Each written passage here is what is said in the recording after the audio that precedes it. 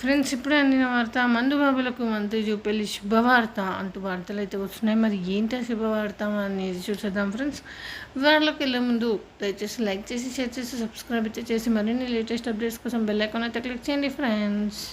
అయితే నియమ నిబంధనల మేరకే సోమ్ డిస్టిలర్స్ కంపెనీ తమ ఉత్పత్తులను తెలంగాణ బెవరేజ్ కార్పొరేషన్కు సరఫరా చేసేందుకు అనుమతినిచ్చింది అని ఎక్సైజ్ శాఖ మంత్రి జూపల్లి కృష్ణారావు చెప్పారు.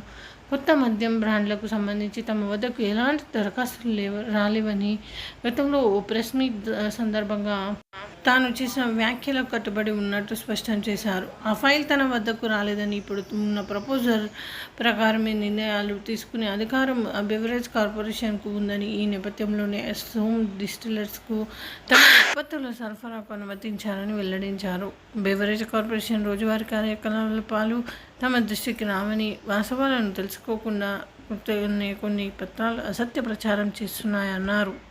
రాష్ట్రంలోని హోల్సేల్ మద్యం సరఫరా కొత్త బ్రాండ్లకు అనుమతులు ఇచ్చే ప్రక్రియ తెలంగాణ బెవరేజెస్ కార్పొరేషన్ పరిధిలో ఉంటుందని, డిమాండ్ సప్లైను బట్టి కొత్త కంపెనీలకు అనుమతులు మంజూరు చేస్తుందని పేర్కొన్నారు. 2 దశాబ్దాలకు సోమ్ డిస్టిలర్స్ తమ ఉత్పత్తులను విక్రయిస్తుందని, దేశవ్యాప్తంగా 22 రాష్ట్రాలు, కేంద్ర పాలిత ప్రాంతంలో IMFL సరఫరాదారుగా ఉందని చెప్పారు. ఇప్పటికే ఉన్న ఎక్సైజ్ పాలసీ ప్రకారమే beverage corporation limited MD Som డిస్టిలర్స్తో పాటు ఇతర కంపెనీలకు మద్యం సరఫరాకు అనుమతించాలని తెలిపారు.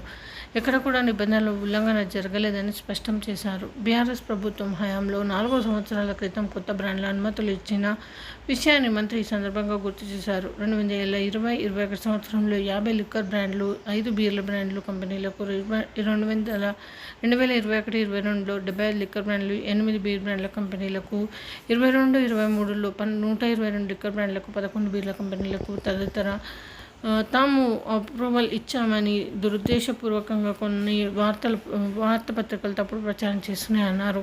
మొత్తం IMFL బీరు తయారీ సప్లై చైన్ 97.44% విదేశీ ఆక్రమించాయని ఈ సందర్భంగా గుర్తు చేశారు. మన దేశానికి చెందిన సోమ్ డిస్టిలర్స్ మద్యం సరఫరాకు అనుమతులు ఇవ్వడాన్ని రాజకీయం చేస్తున్నారని తెలిపారు. దీన్ని కూడా బీఆర్ఎస్ నాయకులు రాజకీయం చేయడం విడ్డూరంగా ఉందని, ఇలాంటి అసంబద్ధమైన దుష్ప్రచారాలను ప్రచారం చేయడం మానుకోవాలని కోరారు. ఇలాంటి నిరాధార ఆరోపణలు ప్రచారం చేస్తూ ప్రజల విలువైన సమయాన్ని వృధా చేయొద్దని సూచించారు. ఫ్రెండ్స్, ఈ విధంగా వార్తలు అయితే వస్తున్నాయి. Friends, thanks for watching.